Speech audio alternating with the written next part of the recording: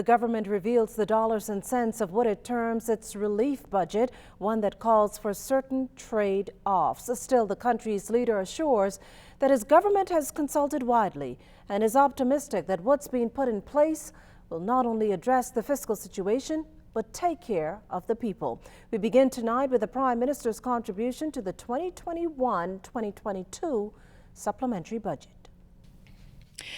As expected, recurrent expenditure has shot up. And based on the figures Prime Minister and Minister of Finance, the Honourable Philip Davis, disclosed in the House of Assembly Monday morning, and that's by an increased $53.2 million.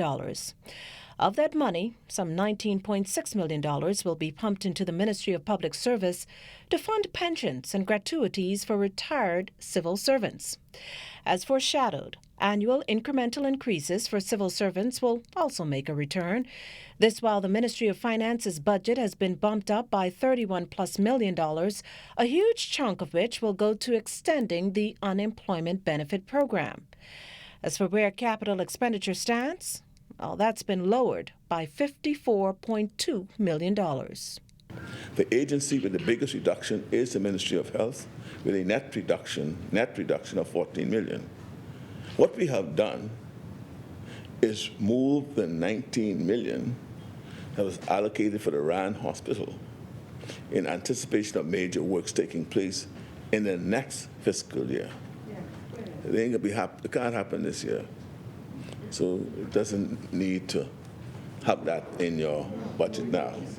We have, in the short term though, put in place the $5 million for hospital repairs and maintenance for this fiscal year. The Ministry of Finance's capital budget has also taken a nearly $21 million hit. The highlights of this decrease include over $9,169,998 for IDB capital projects,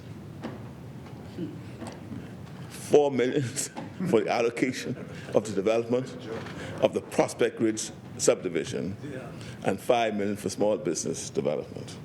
And as for the revenue side of things, we've adopted the existing revenue estimates for the remainder of the fiscal year and boosted them by only $92 million more than forecasted.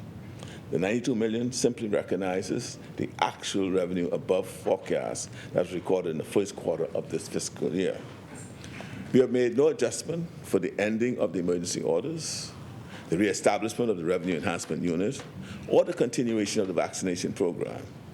I note, however, that all of these things are revenue positives. The government is meantime awaiting the final report from a private sector accountant on the $1 billion difference in liabilities it discovered upon taking office. My name is Camille Barnett, and I'm president of the Bahamas AIDS Foundation. During these difficult times, we have continued to provide support to our clients through a number of initiatives. We provide weekly grocery support and hot meals. Our clients have access to counseling and a food and clothing bank, as well as assistance with clinic visits and medications. Access to our social worker enables clients to get support with job preparation, securing government documents, and negotiating the everyday trials of life. We are also committed to making sure our young people have academic support through the provision of laptops and school supplies, funds for school registration, and national examination fees. The Foundation is proud of our Solomon Wellington Adley Memorial Scholarship, which supports 2 university students. Our foundation and its volunteers work to positively impact the lives of our clients. It is important work that must continue. In order to continue our work, we need your support.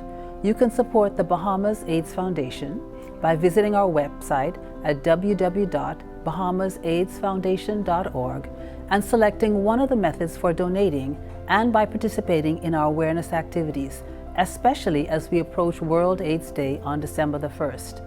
I wish to thank all of our supporters and donors over the years. We cannot do what we do without the support of generous members of our community. Thank you.